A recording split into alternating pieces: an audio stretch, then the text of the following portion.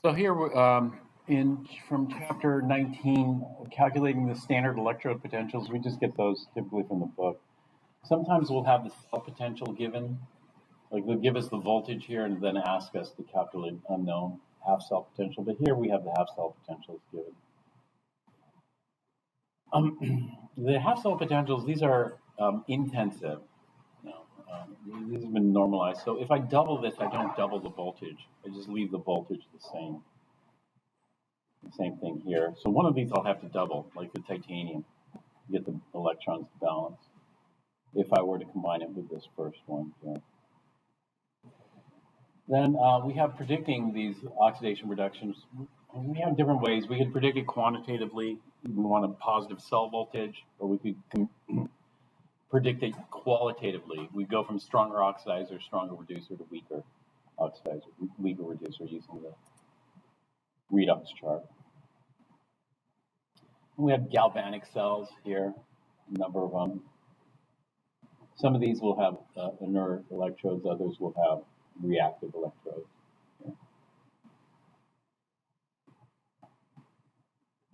And then relating E the cell to the thermodynamic quantities delta G and K, we do that using the equations.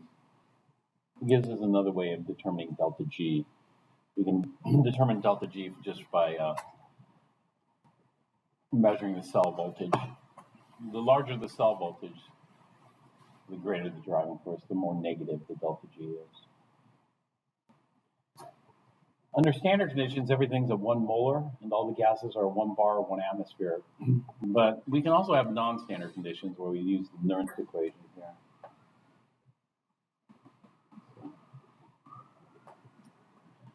This one, under standard conditions, the voltage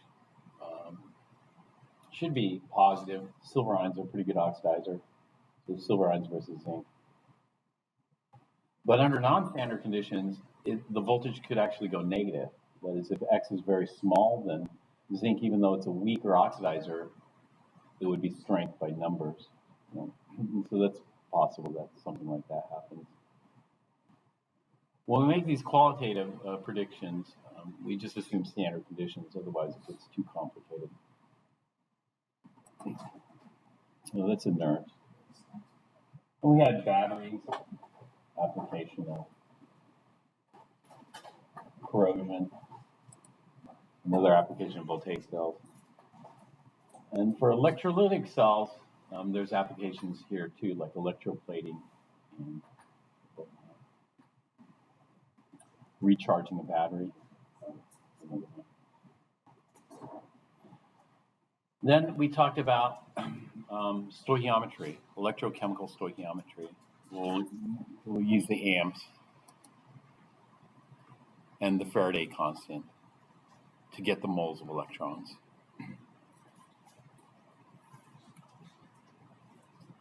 And so this is basically chapter 19, just redox. And we're moving on to chapter 20. Where did we leave off last time?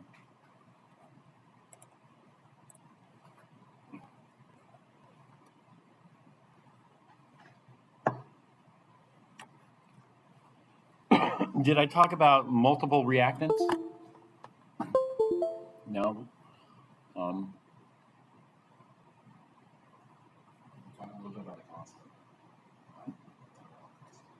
K. Oh. Okay.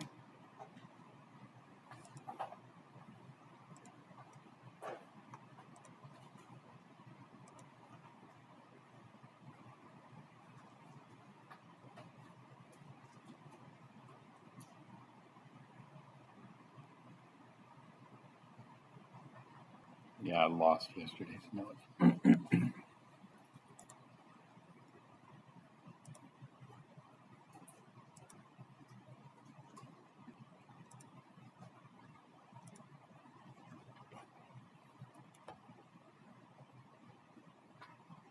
Did I talk about zero order, first order, and second order? Yeah? Okay. Did I talk about the method of initial rates?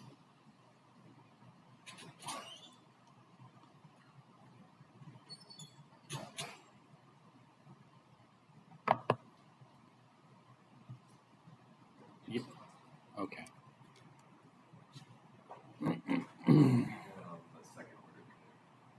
Second order decay? Okay. First order decay?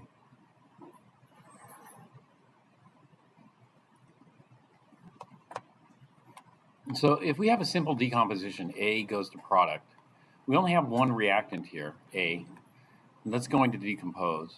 So what we look for is the concentration of A changing over time. If it's linear, then we call this zero order. It has a zero order dependence on the concentration. That is, the rate does not change with the concentration.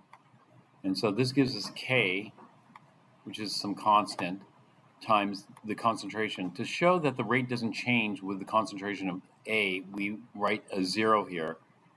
So it doesn't matter what we plug in for the concentration of A, the rate doesn't change. And the rate in this case is the negative of the slope. You know, this is y equals mx in a way. But speed equals the negative of the slope. In other words, the rate is negative delta A over delta T, delta Y over delta X. And so if we cut the concentration in half, the rate stays the same, etc. So we have zero order because there's a zero order dependent on the concentration of A. And so we'll call this a zero order decay.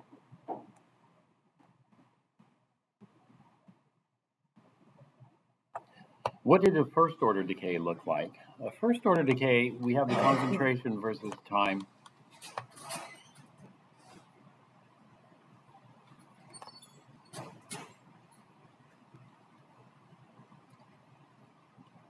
And it looks something like this.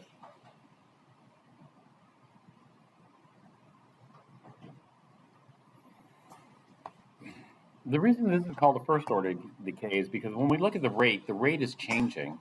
And so the rate is going to be minus delta A over delta T, or the absolute value. You do either way. Initially, the rate starts off a little steeper here. And then if we consume half of our reactant, then the rate kind of slows down. And then again, consume another half of the reactant, the rate slows down even more. If we were to measure the slope, that is, the rate is the slope here. If we measure the rate when half of it's been consumed, then the rate or the slope is about 1/2. And so this is equal to K, which is a constant, times A to the first power. So if we cut A by half, the rate gets cut by half. And so they're directly proportional. And so this is a first order decay.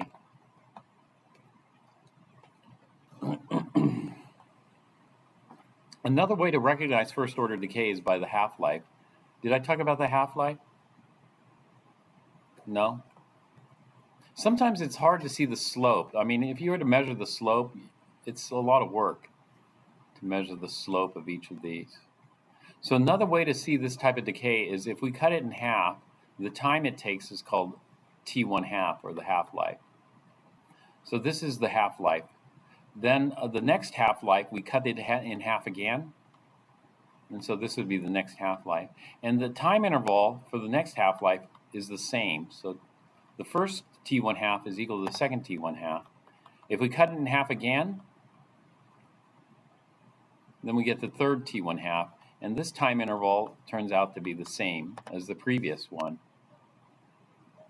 And so each time we cut the concentration in half, it takes the same amount of time. In other words, we say that T1/2 is constant.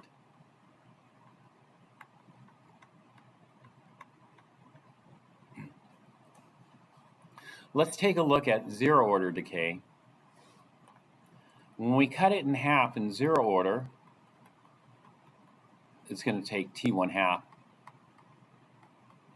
But the next half-life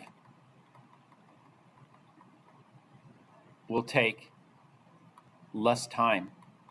Do you see? And the next half-life will take less time and less time and less time. So each subsequent half-life gets shorter and shorter. And so if it's zero order, then we'll call this the original half-life, T1 half. Then each one is half the previous one. And so the second one is half the first one. And the third one is half the second one. And the fourth one is half the third one. And so it just steps down by half each time. That would be zero order, and that would give us a linear line. But if we're at first order, then each successive half-life is the same as the one before.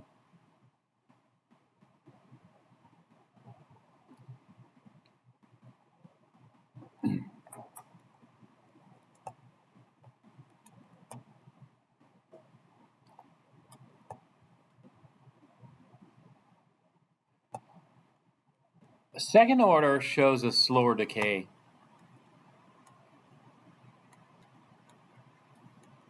For the concentration of A.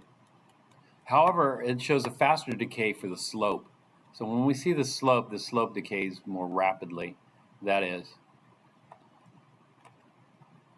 if I look at the initial slope here, the initial slope we call the initial rate of reaction.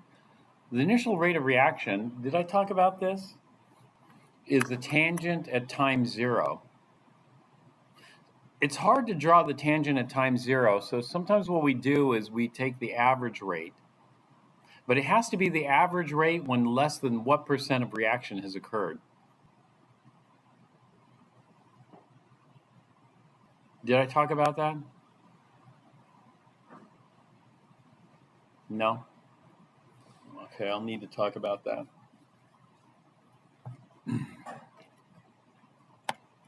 So if I were to measure the slopes here, the slope decreases more rapidly. So if I cut the concentration in half, the slope is actually cut by a quarter. And so this means it's going to take longer for the reaction to occur. So one way of looking at this is by looking at the half-life. So if this is the first half-life, do you know the next half-life is going to take the same, less, or more? It's going to take more. And it's going to take twice the time the previous one. So each successive half-life is twice as long as the previous half-life. So what we say is T1 half doubles.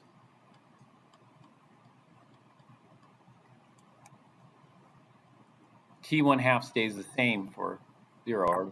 And for zero order, T1 half halves.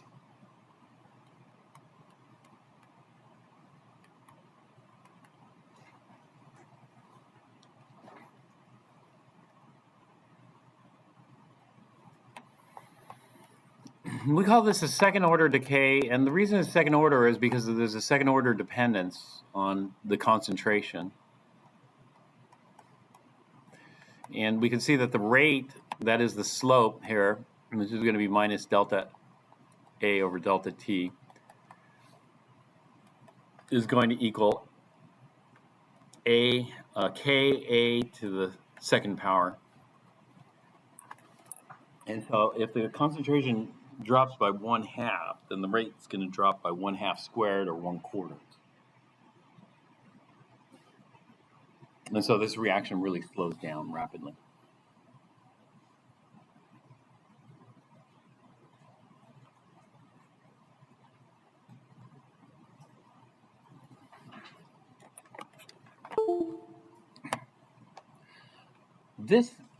There's a single reactant,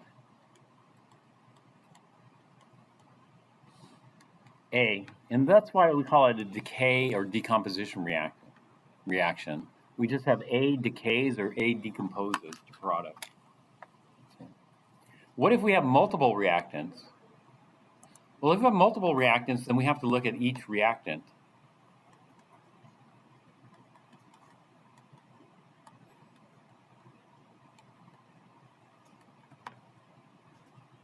So let's say I had an A plus B goes to product.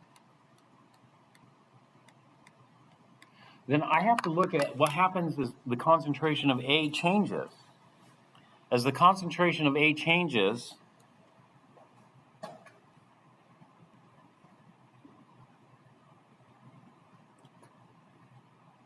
how does that impact the rate? But not only do I have to worry about the concentration of A changing, I also have to worry about the concentration of B changing. So let's say it's 0 order in A. Well, this is going to be a composite. If it's 0 in order in A, then it might not be what we say 0 order overall.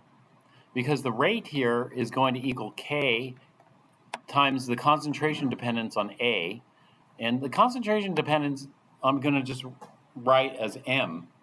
It's M order in A. That's what we call it. M order in A.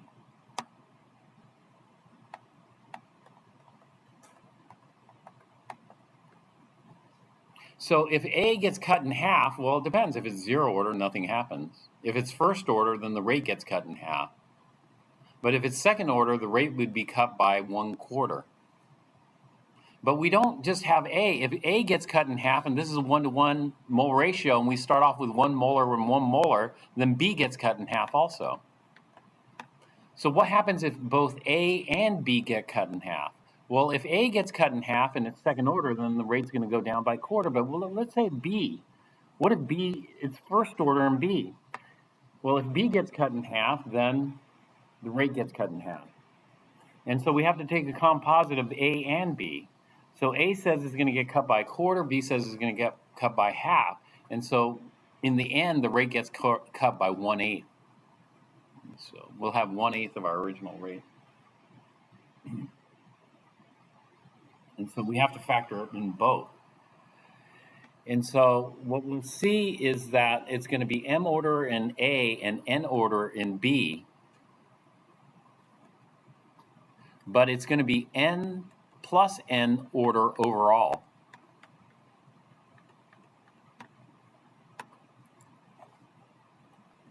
M plus N order overall.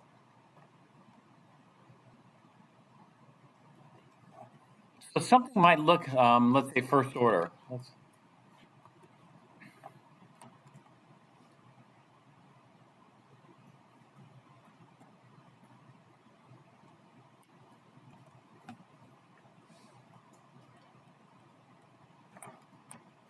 So let's look at A plus B goes to product. Something might look first order. So I'll have the concentration of A versus T, and it looks like it's an exponential decay. That is, when I look at the half-lives, each successive half-life is the same as the previous half-life. And so this looks first order.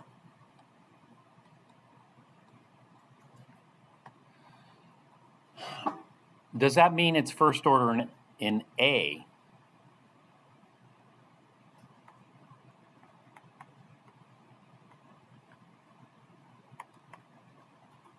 And the answer is no. It doesn't have to be first order in A. It looks first order, which means it's first order overall. That means that M plus N is equal to 1.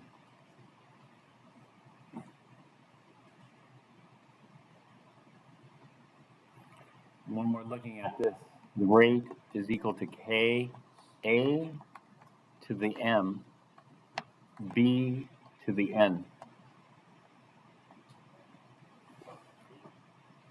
But the problem is we can get 1 a number of ways. So for example, it could be 0 order in A.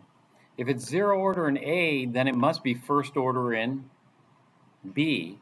And overall, we'll get first order. And so we have two unknowns here.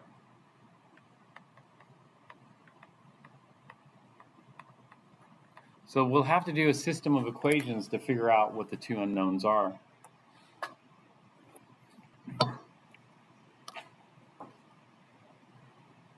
Or there are other techniques.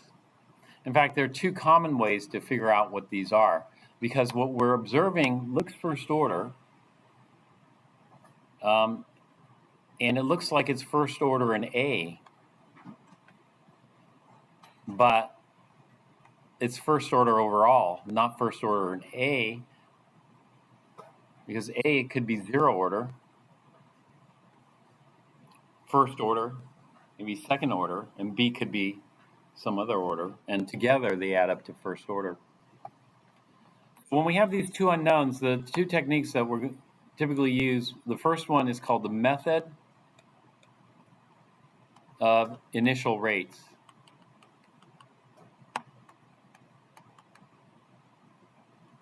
So the first thing is, what is an initial rate?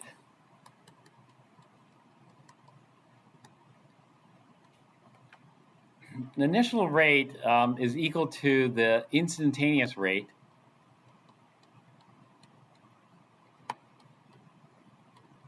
at time zero, t0. So if we blow up the graph here and just look at the initial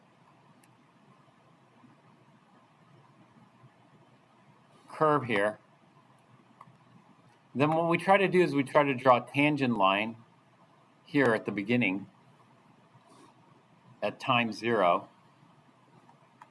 and this would be your initial rate, the slope of the tangent line. Actually, the negative slope of the tangent line, because the slope was negative.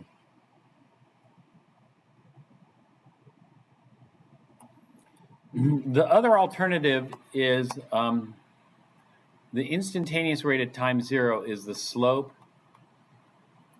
the negative slope of the tangent at time zero. The other way we could do this is this. We could take the average rate if it's close.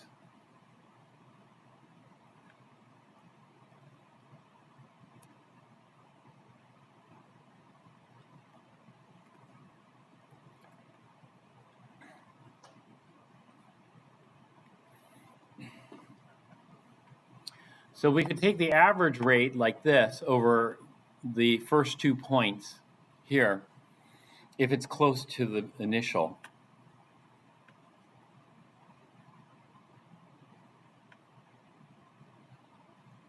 Well, how do you know it's close to the initial? How we know is as long as there's less than 5% reaction. So we start off with 100% reactant, and if we allow it to go to 95% reactant, then less or equal to 5% reactions occurred. And so the other way of getting it is to just do the average slope of the first two data points, average slope if less than 95% reaction.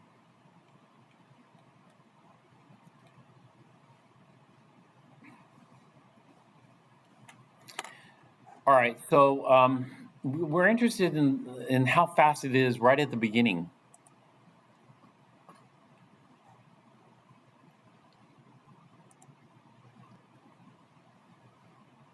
So let's take a look at some data here.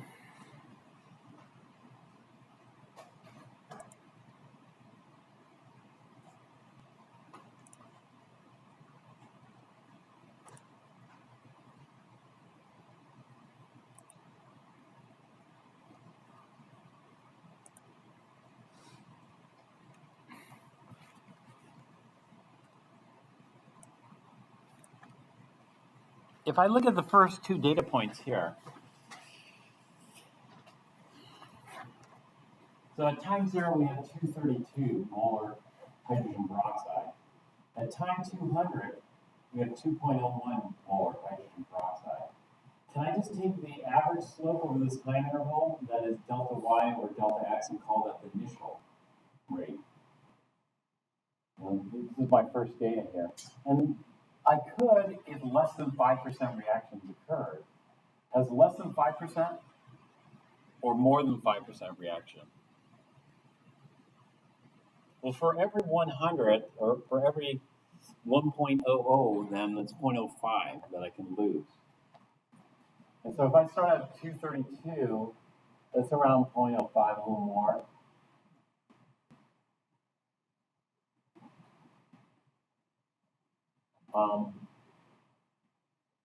And it's not. We had too much reaction happen here. So this is not going to be close enough to the initial rate. So in other words, if we wait too long to collect the data, then that's not going to look like the initial rate. So let's say our first data point's here again, but we waited a long time and our second data point's here. So if we look at this average slope here, is that anywhere close to the initial? No, it's too much reactions occurred. And so we can't use that. This is greater than 95%. Let's say this is less than 95% here on the red line.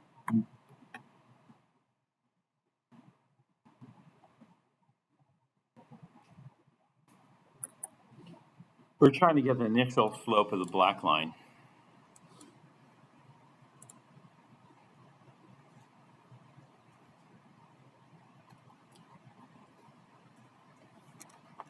It's not perfect, but and less, if only 99% reaction, or less than, what did I say, less than 95%?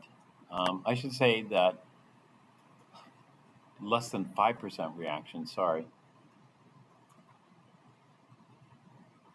Not 95. 95% reaction would be way down here. We practically consume all of it. And so this should be less than 5%. So we should start at 100 and not go more than 95% away. So we can fix that.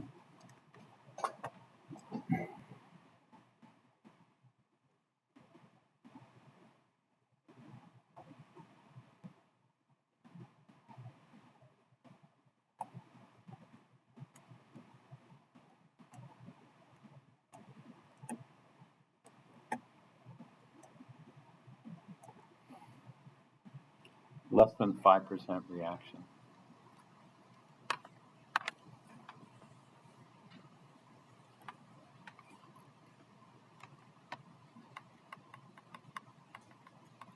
The blue one, it would be greater than 5% reaction.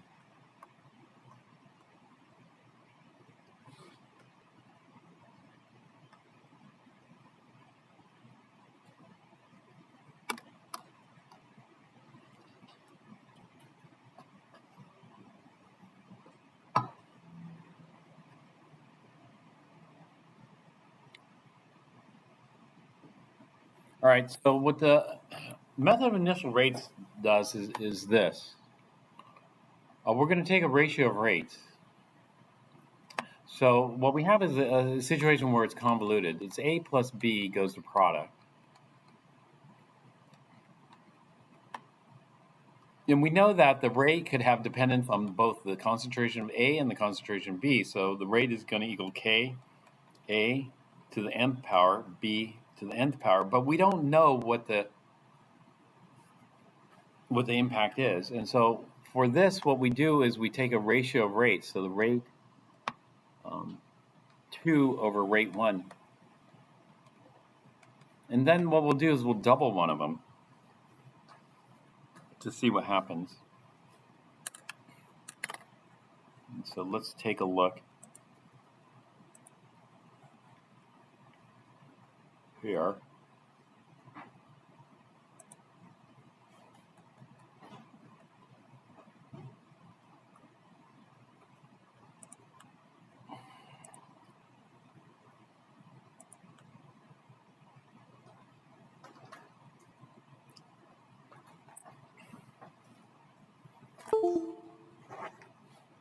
So here we have a reaction that depends on both A and B.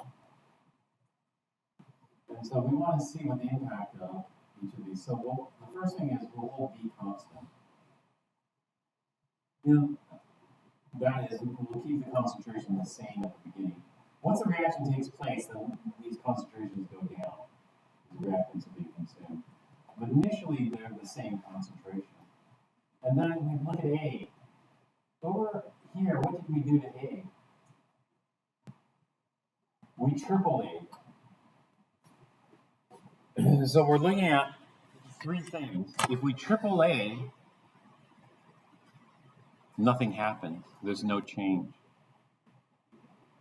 If that's the case, then there's no dependence on A. If there's no dependence on A, then we say it's zero order in A.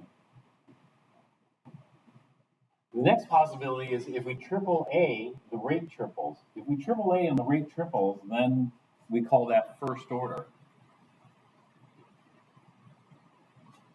Or if we triple A and the rate goes up ninefold, that is 3 squared, then we call it second order. It's got a square dependence on it. And so here we kept B the same, so B doesn't change, but A did change. And over here we tripled A, what happened to the rate? We went from 4.2 to 13 times 10 to the minus 3. So we went from 4.2 to 13, the rate did what? The rate tripled. 4 times 3 is 12, and we're a little more than 4, so it's 13. So the rate tripled. B didn't change, and therefore it's got to be first order in A.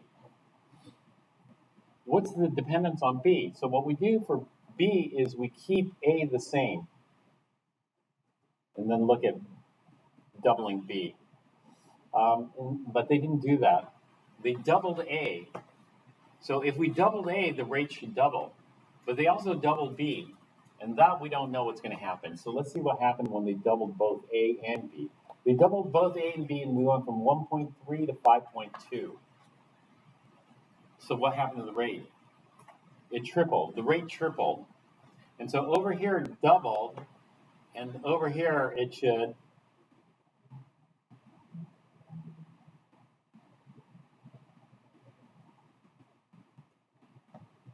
well, if it doubled here and doubled here, then the rate should have quadrupled.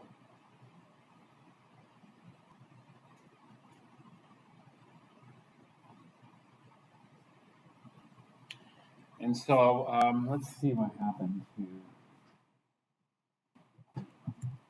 the rate. So I'm going to just take a look. 5.2 divided by 1.3. Actually, it quadrupled. I was wrong. I thought it tripled, but it quadrupled. And so here it's first order. So we double the concentration, the rate doubles. And here we didn't know what the order is, but this quadrupled. So this has got to be double too. So double gives us a quadruple. And that's the composite effect there. And so this is the method of initial rate. We just look at the initial rate. We don't look at the entire curve.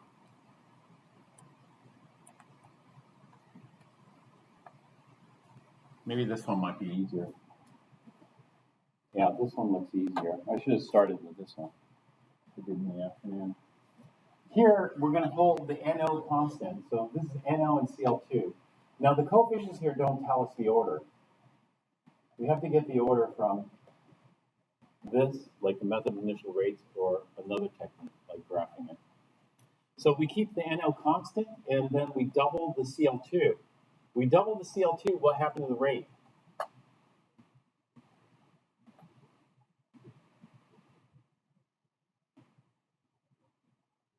Looks like the rate doubled. So if we double the Cl2 and the rate doubles, then it's got to be first order in Cl2. In experiments 1 and 3, the Cl2 is held constant between 1 and 3, but the NO is doubled. So if the Cl2 is held constant, we can ignore that. The NO is doubled, what happened to the rate? So we went from 227 to 908. The rate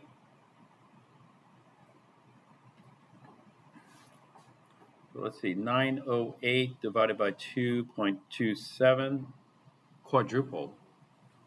So the rate quadrupled. So we doubled the NO, the rate quadrupled means it's second order in NO.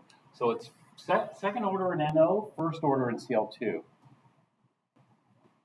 This is the method of initial rates. And we get the initial rate by either taking the tangent at time 0 or the average rate when less than 5% reaction has occurred.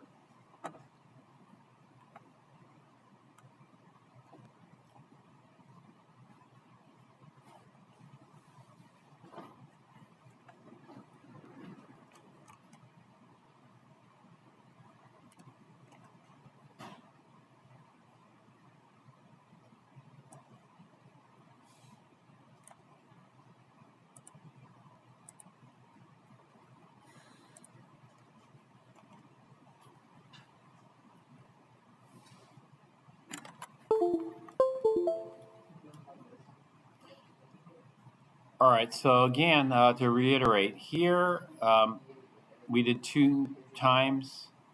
Here it was 2 times. Here we did 2 times, but here it was 4 times.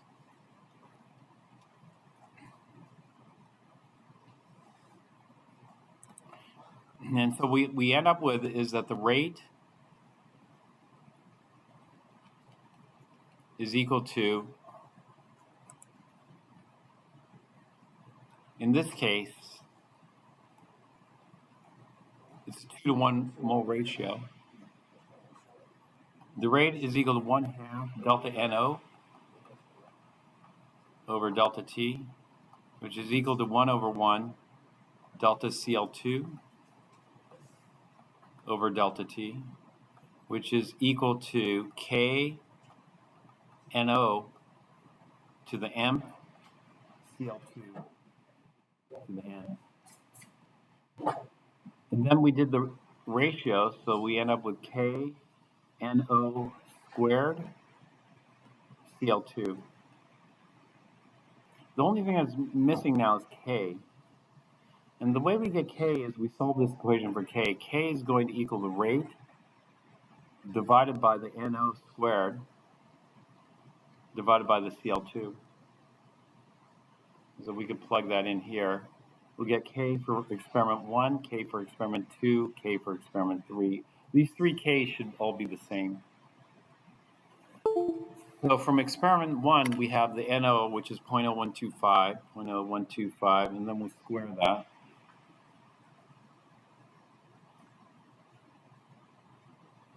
Times the Cl2, which is 0.0255. Then I'm going to invert this, and then times it by the rate, which is 2.27 times 10 to the minus 5. And I get 5.697. So K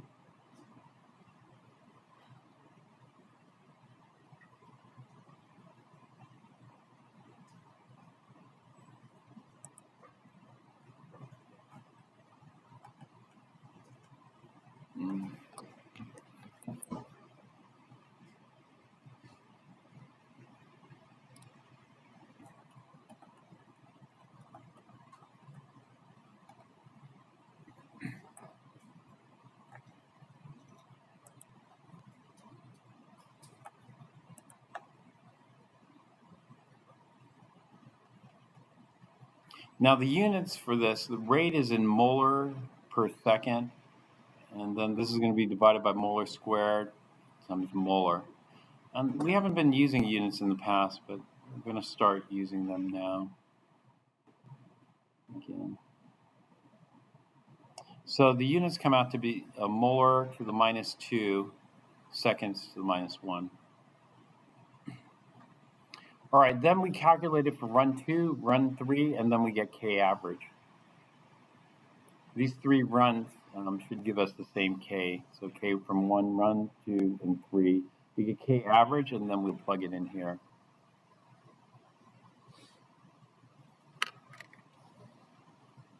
And then we'll have the complete, what we call this, the complete dependence on concentration. And that we call the rate law. So the rate law is the rate is equal to the number that we get, K average, times the NO squared Cl2 concentration.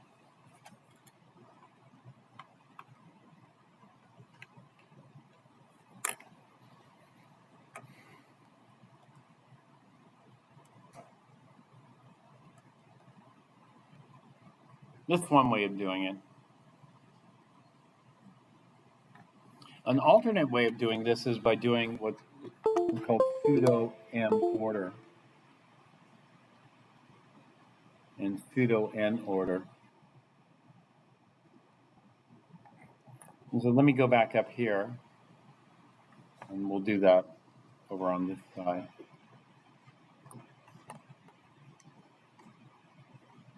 Pseudo M and pseudo N order reactions.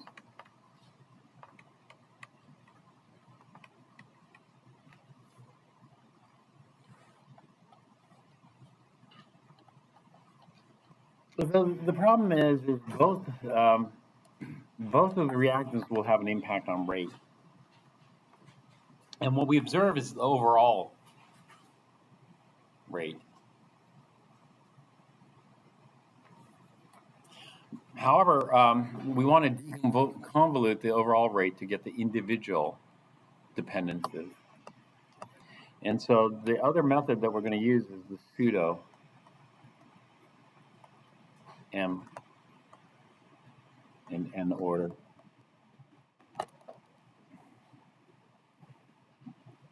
The way we do that is by holding one of the concentrations large. So if we do A plus B, and this goes to product, what we want to do is we want to make the concentration of B very large. Make the concentration of B very large,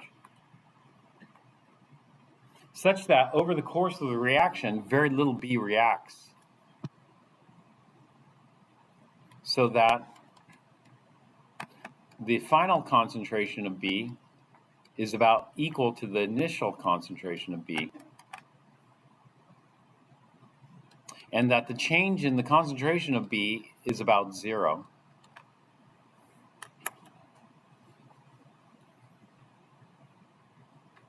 So if you make it very large, like say you had a swimming pool and you remove a gallon of water from the swimming pool, is that very significant?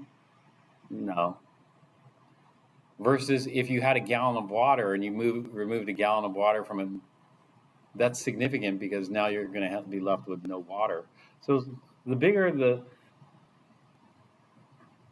the initial concentration, the better. So if you removed a gallon of water from the ocean, are you going to see it? You feel it? No. And so that's the point here. And what that's going to do is this: the rate is equal to K times the concentration dependence on both A and B. But if B doesn't change, like in the method of initial rates, we made the initial B the same. So in that sense, it didn't change. But once the reaction starts going, then the B gets consumed. But in this case, once the reaction starts going, very little of B is consumed.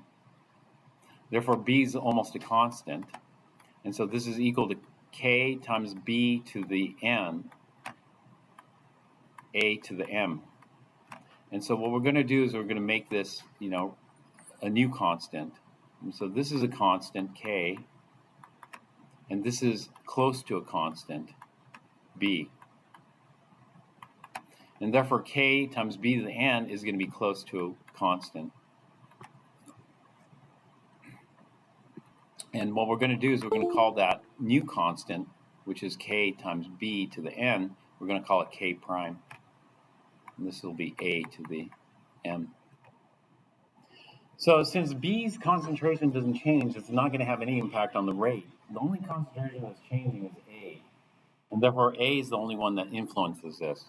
And so then, once we have this, in pseudo form, then what we'll do is we'll do this graphical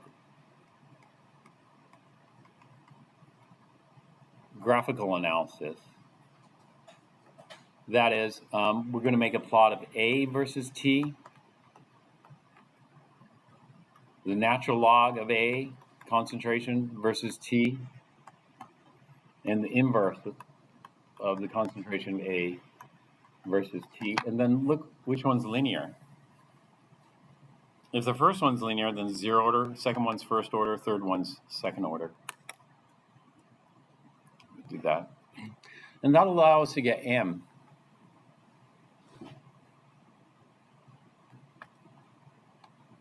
Which is linear. Okay, then we repeat this. We're going to repeat this experiment, but in this case, we're going to make the A concentration so large that it stays fairly constant. Repeat with the concentration of A very large, so that A remains fairly constant over the course of the reaction. And so here we get rate is equal to Ka to the M, B to the N, and then we're going to combine these into a new constant called K prime, and that will be B to the N. So here again we'll do a graphical, but in this case it's going to be graphical, the concentration of B versus time, the natural log of the concentration of B versus time, and the inverse of the concentration of B versus time.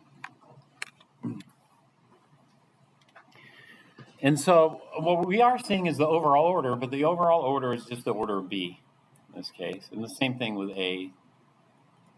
Whereas if it wasn't pseudo M, then we don't know. You know, we get a plot, it might be that order in A, or it might not be.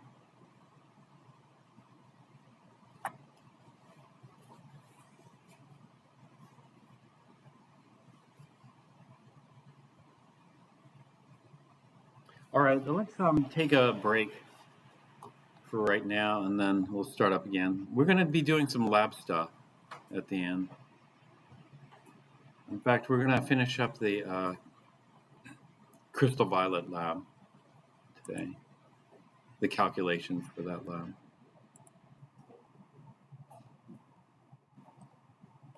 So for the lab, we had this reaction of crystal violet with hydroxide to make crystal violet hydroxide. And then we monitored the crystal violet concentration over time.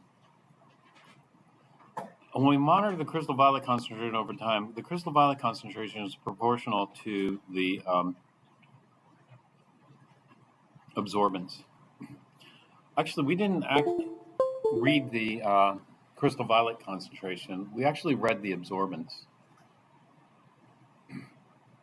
And the absorbance is related to the crystal violet concentration by Beer's law. Beer's law states that the absorbance is equal to epsilon L times the concentration of crystal violet here. Epsilon is called the molar absorptivity,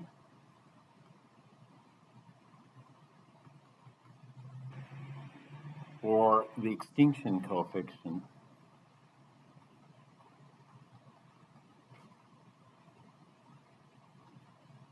And it's just a constant that depends on what the stuff is. Some stuff absorbs lots of light, lots of photons of light. Other stuff doesn't absorb so efficiently.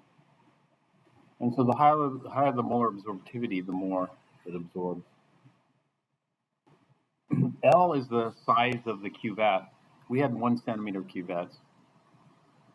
But if you had a gas, gases are mostly empty space, so they have a longer cuvette, maybe 10 centimeters more. And crystal violet concentration is just the concentration. And so this equation has the form of y equals mx. And this is called Beer's law. Normally we determine the slope m is equal to epsilon L experimentally. That is, we make a Beer's law plot. When we make a Beer's law plot, we mix a whole bunch of crystal violet standards of different concentrations and then measure the absorbance. And this way we can plot absorbance versus the crystal violet concentration. From that plot, we can get the slope.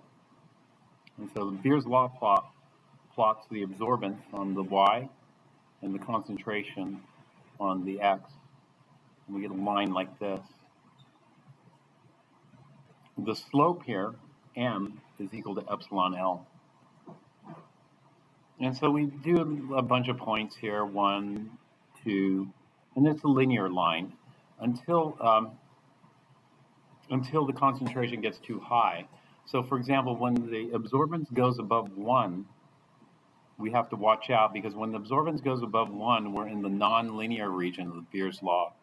And so Beer's law is only valid in this linear region here. That absorbance is less than 1. It doesn't mean we can't use this data out here. Modern spectrometers can use this data out here, but the relative error is much higher.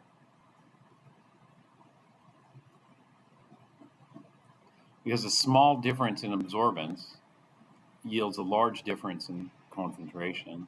And so the relative error is much higher, whereas a small difference in absorbance here leads to a small difference in crystal violet concentration here.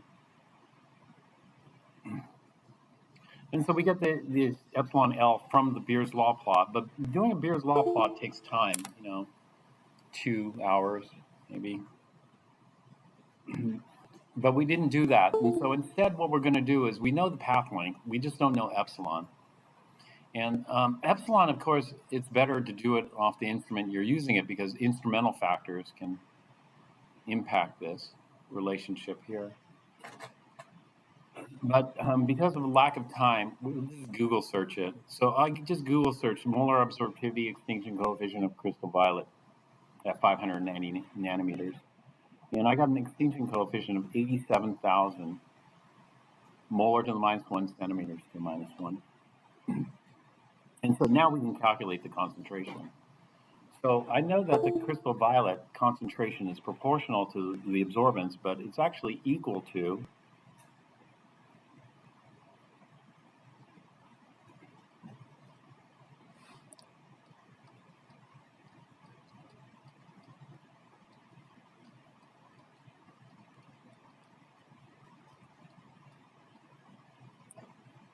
we can calculate it here. The crystal violet concentration is equal to the absorbance. Absorbance doesn't have any units, divided by epsilon L. The centimeters cancel, and that gives us units of molarity. So we can calculate the molarity. And we do a plot here. We make a plot here, and what did it look like, your crystal violet? Do you recall what it looked like? Did it look linear, non-linear? It kind of looked like this, non-linear. So it doesn't look like it's zero order. It looks like it's slowing down. But is it first order or second order? We could do different analysis. We could calculate the slopes here, but that's a pain. If it's first order, then we'll take the initial slope, the initial rate, and compare it like halfway. Should be half of it. If it's second order, we'll take the initial, and halfway down, it should be 1/4. But that's a lot of work. We could do the half-life. We could see if the half-life is constant or halves or doubles. Or we could just have Excel make the plots. The quickest way is let's just have Excel make the plots. So what we're going to do is we're going to generate a spreadsheet. We're going to have absorbance here, and then we're going to calculate the crystal violet concentration here. We have time here as well. So if the crystal violet concentration versus T or T versus this is linear, then it's 0. Then what we're going to do is we're going to generate the ln of the concentration versus time plot. If the ln of the concentration versus time plot is linear, then it's first order. Only one of these will be linear. And then we'll make the inverse of the concentration of crystal violet. And if this one is linear, then it is second order. So we're going to generate 3 graphs and look at which one is the most linear. And that's going to tell us what order it is. But the problem is it tells us the overall order, right? Because what we're looking at is this. If this one appears first order, all we can say is that this is first order overall, because the way it decays is a composite of both crystal violet and hydroxide decomposing. And what we need to determine is we need to determine not the overall order, we need to determine the individual orders.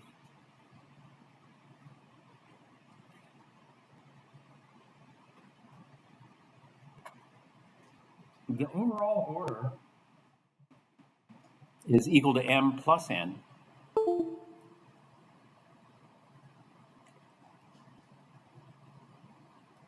And so the rate is equal to k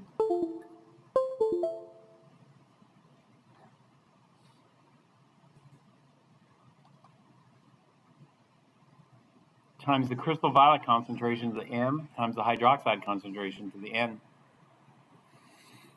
What are the ways we can figure out what m and n are? Well, there are different ways. We could use the method of initial rates.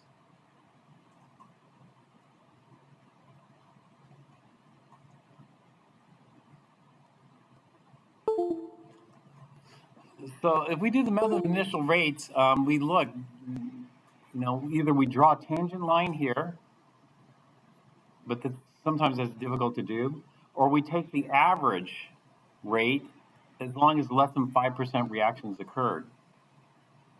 So the green line would be the average rate between the first 2 data points. And we just got to make sure less than 5% reactions occurred. If more than 5%, then the red line and the green line are too far off.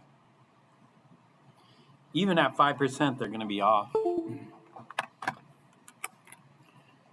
And then what we do is we double one. And so what we can do is we hold the crystal violet constant and we double the hydroxide. Then we see what happens to the rate. And then we hold the hydroxide constant and double the crystal violet. Did we do that? How many experiments did we take? We need 3 experiments, but we did how many?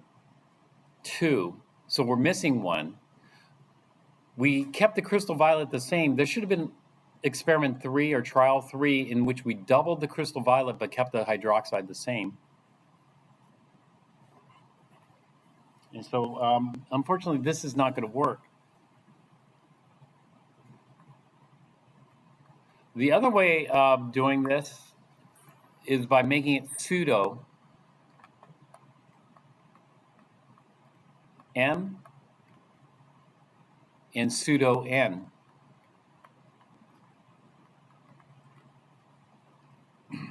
Pseudo m check, we did that. You might not have realized this, but the concentration of the hydroxide we used was so large, it didn't really change much. It was a negligible change. So we did this. We kept the concentration of hydroxide very large.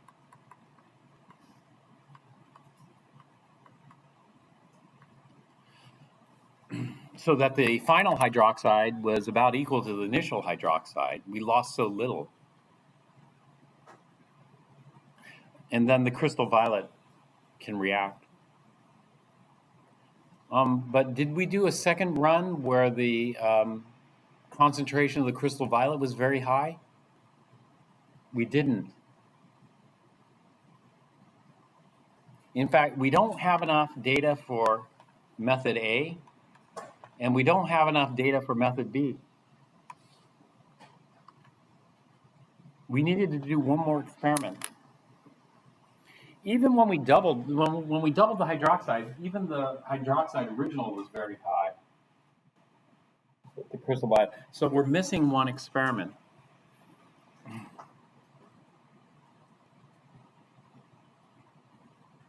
So what should we do? Well, what we're going to do is this.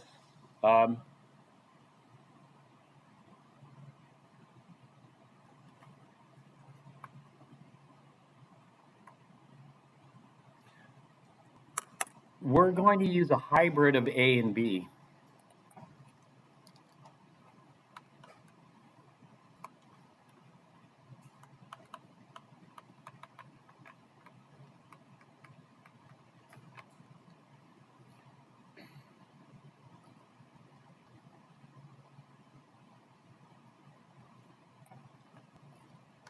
A, we're going to use for, in fact,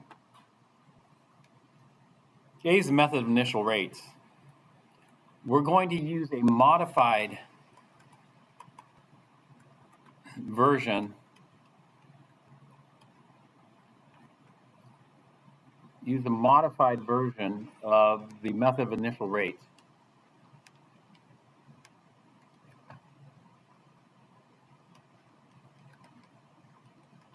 Initial rates to determine N.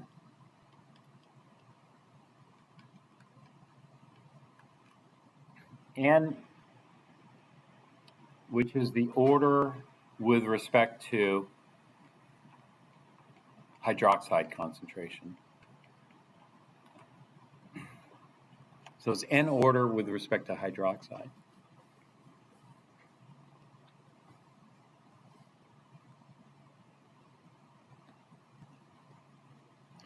And B, we're just going to do pseudo M, no pseudo N. We're not going to do pseudo N because we're going to determine N using A, the modified version of the method of initial rates. And that should do it. So let's look at the determination of M first. And so what we have is here is we have rate from experiment 1 is equal to K times the crystal violet concentration from experiment 1 to the M times the hydroxide concentration from experiment 1 to the N. We're going to combine the constants. Remember that the hydroxide is fairly constant here. And so when we combine those, we'll get K times the hydroxide ion concentration for experiment 1 to the N times the crystal violet concentration to the M, experiment 1. And rate 1 is just going to equal K prime 1 times the crystal violet concentration to the M. Then for rate 2, we do the same thing. K times the crystal violet concentration for run 2 to the M, the hydroxide concentration for run 2 to the N. And combine the constant terms.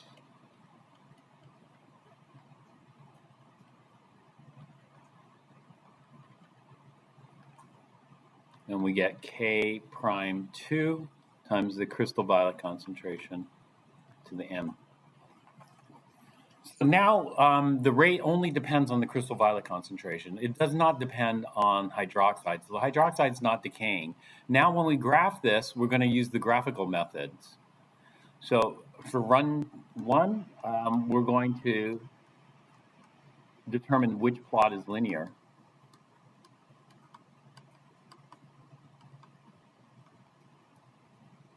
The concentration versus time, the ln of concentration versus time, the inverse of the concentration versus time. And then run 2, we make the 3 plots again, and we determine which plot is linear.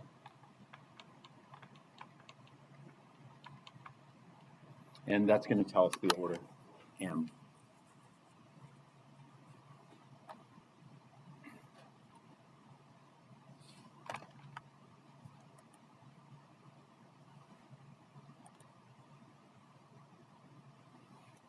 What did you say that was? The combining? The hybrid Yeah, but or convoluted, for the rates, for on the bottom.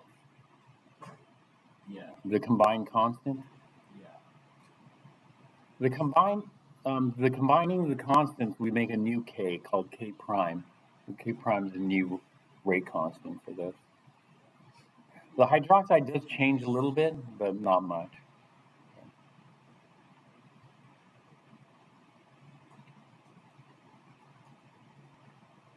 We still have hydroxide. These two rates aren't going to be the same because the rate does depend on hydroxide, and the amount of hydroxide in run 1 and run 2 were different. And therefore, these K primes are going to be different because those K primes incorporate hydroxide in there. This is where K prime, I'll just write it out here.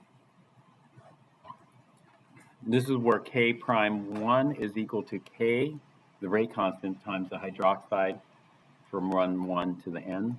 And this is where K prime 2 is equal to K times the hydroxide concentration from run 2 to the N.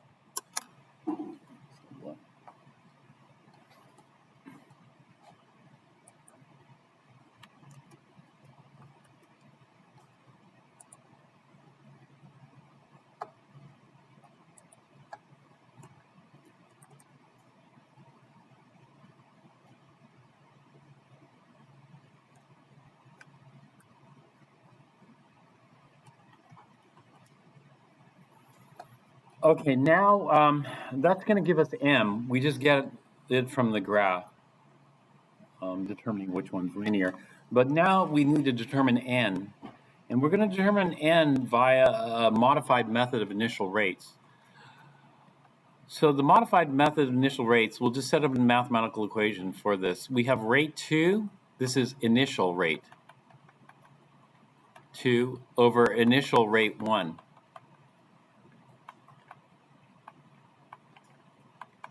How do we get the initial rate? The initial rate is going to be the slope of the tangent times 0, or the average slope, the negative of the slope to keep the rate positive, as long as the first 2 data points don't exceed 5% reaction.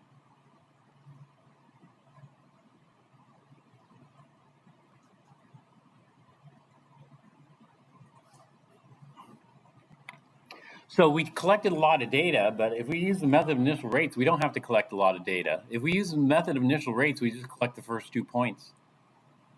That's pretty much it.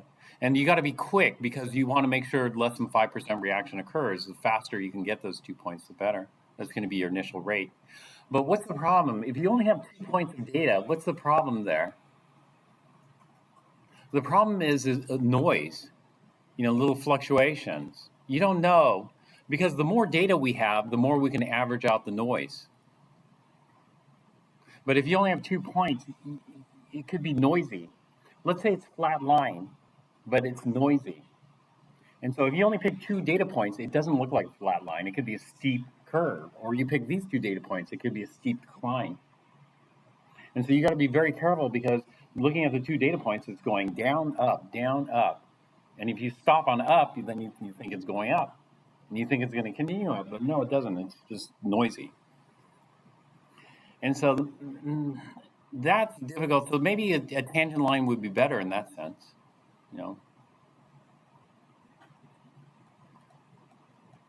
But it turns out we have something better than that. And so we are not going to determine the initial rates. Determining the initial rates, there's uncertainty, error associated with that. But anyway, if I have rate 2, what's the rate law for that? Well, the complete rate law is K times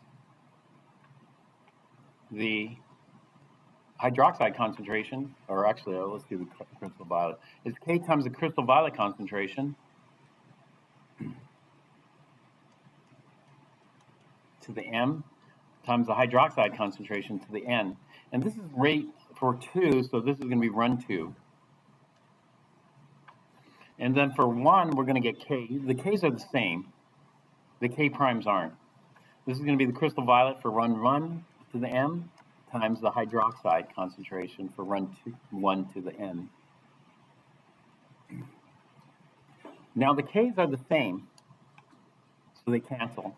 And the crystal violet was the same. You added, what, 5 milliliters in each run?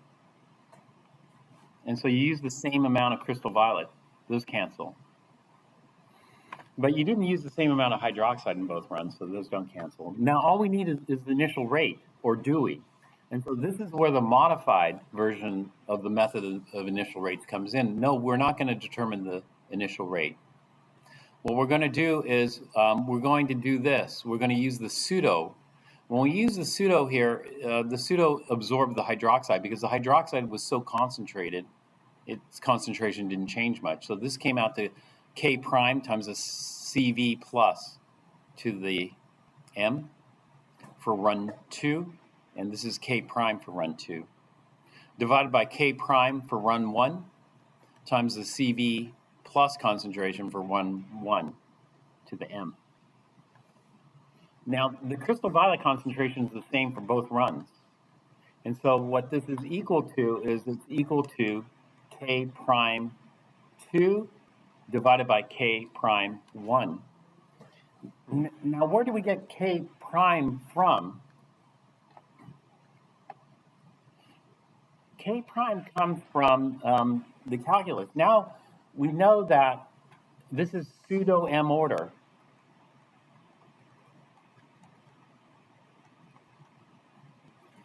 And the mathematical relationships here are going to come from this. That is, if we look at this, the rate is always changing. That is, the slope is changing here. So that makes it hard to predict certain things. If the rate is always changing, that is delta crystal violet over delta T, is not constant.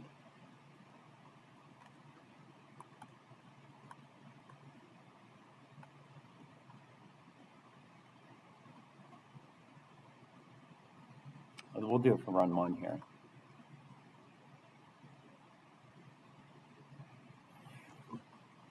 It makes it difficult. So, for example, we could calculate or determine the rate at any concentration. We just plug in the concentration here. We can determine the rate using the rate law. But what if I wanted to know the time it took? Delta T. How long does it take? That's a common question in kinetics. How long will it take? How long will it take 50%? How long will it take 90% reaction? How long will it take 99% reaction? How long does it take? Let's say you're moving at a constant 50 miles an hour. If you're moving at a constant 50 miles an hour, how long does it take to drive 50 miles? It takes 1 hour. But what if you start with an initial rate of 50 miles an hour and then continuously slow down exponentially? So if you started at 50 miles an hour and continuously slowed down so that, by however many miles you're going half the rate, and then et cetera, et cetera. How long does it take to drive 50 miles? Is that an easy calculation? No, in fact, that's a very difficult calculation. We can't do that here.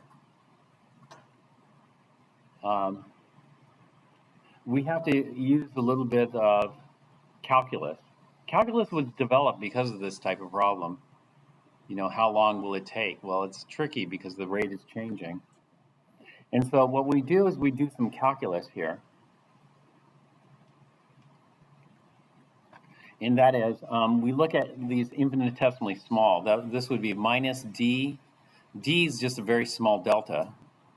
Crystal violet over dt is equal to k prime 1 CV plus to the m.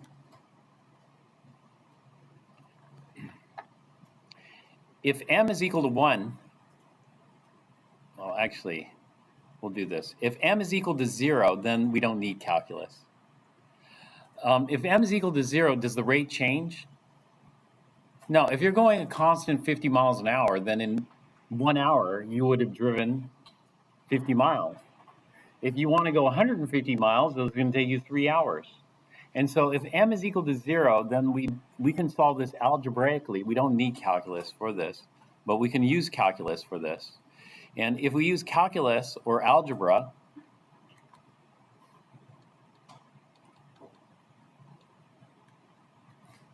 then we get something called the integrated rate law. Integrated rate law. And in this case, the integrated rate law, we don't need calculus. Delta t is t final minus t initial.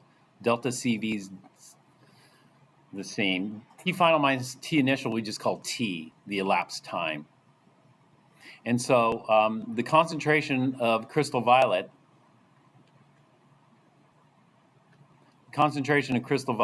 at time t is equal to minus kt, this is k prime t, plus the concentration of crystal violet at time 0. This is where t is equal to delta t.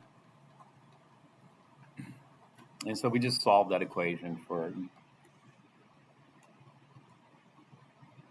crystal violet final.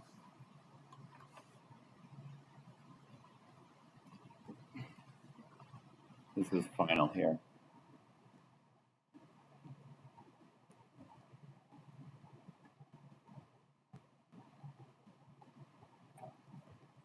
However, we have two other options here. If m is equal to 1, it's first order. If m is equal to 1, then our equation looks like this. Minus dCV plus over dt is equal to k CV plus to the first. And then what we can get are the integrated rate laws for this. Once we have the integrated rate laws, then we can easily calculate how much time it takes. And so the integrated rate law has two forms for this. One form is the natural log of CV at time t over CV at time 0 is equal to minus kt. This is k prime. The other form of this is ln of CV plus at time t is equal to minus kt, k prime t, plus ln CV plus at time 0. Okay, this is why the natural log plot is linear, because we're plotting the natural log of the CV concentration as our y versus the time as our x. So this is y is equal to mx plus b. Now, one thing to notice is what is the slope, m? In 0 order, here, this is also y equals mx plus b. In 0 order, m is equal to the negative k prime value. In other words, k prime is equal to minus m, the slope.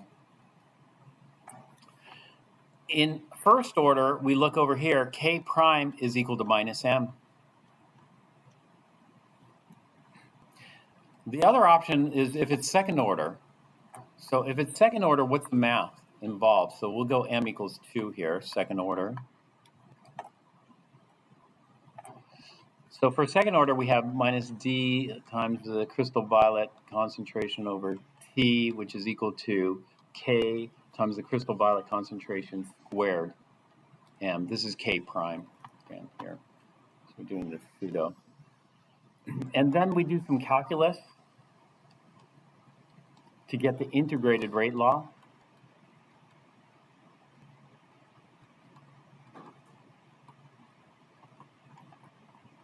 The integrated rate law looks like this. It's 1 over the concentration of crystal violet at time t, so the inverse of the concentration at time t, is equal to plus kT plus the concentration of the crystal violet at time 0.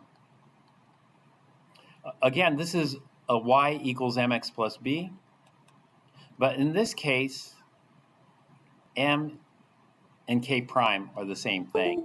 So k prime is equal to m.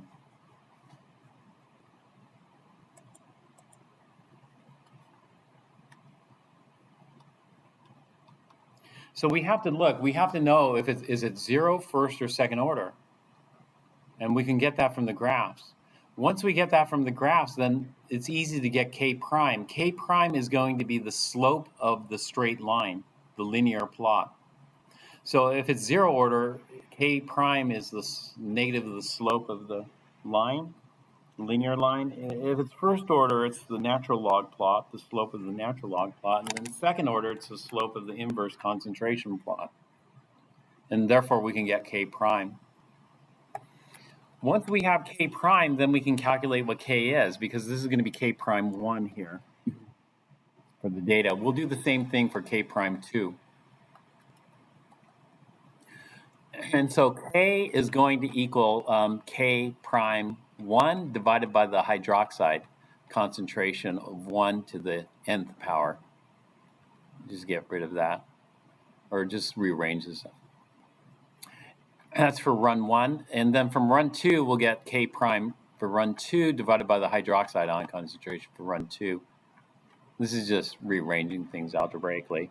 And then we'll get the average, k average. K average is what we're going to use in the rate law. And so finally, we have all the data. We should have all the data by now to come up with the rate law. And the rate law is going to be k times the crystal violet concentration, this is k average, to the m times the hydroxide concentration to the n. And so what we do is we plug in the value for k average, we plug in the value for m, and we plug in the value for n. The final thing to do is get the integrated rate law, but we aren't going to get the integrated rate law for these multi-reactant reactions. The integrated rate law is a little bit more complicated. And so we only do the integrated rate law for the very simple ones, the pseudo-M and the decomposition decay reactions. So we aren't going to be doing any calculations. How long will it take? No, we aren't going to do that for this. This is more complicated mathematically. All right, any questions on this?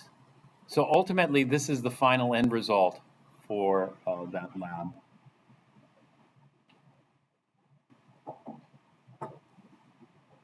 So let's do that in the computer lab.